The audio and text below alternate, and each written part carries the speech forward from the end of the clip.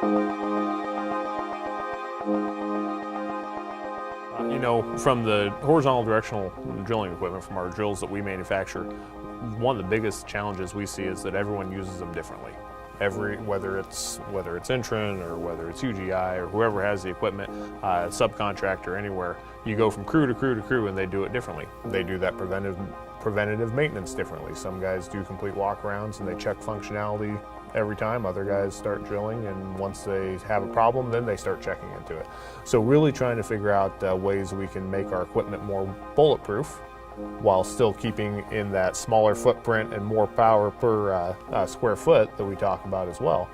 That's a challenge because we still have to try and do that all for a lower cost every time we do it. We don't want to continue adding costs to the equipment. So it's quite the balancing act that we have to play, where we're trying to manage a three-legged stool and keep all three legs the same length and not have any one go too far one direction and end up tipping over.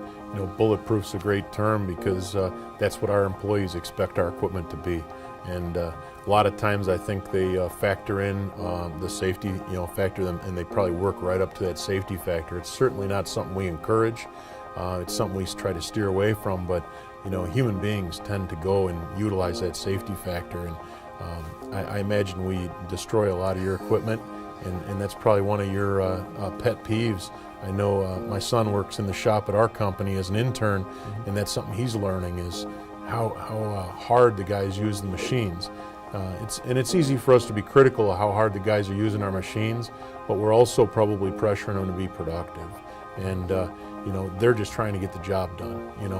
They take a lot of pride in what they're doing, but at the same time they're working really hard out there and trying to get this done quicker and faster and more productive every time they're doing it.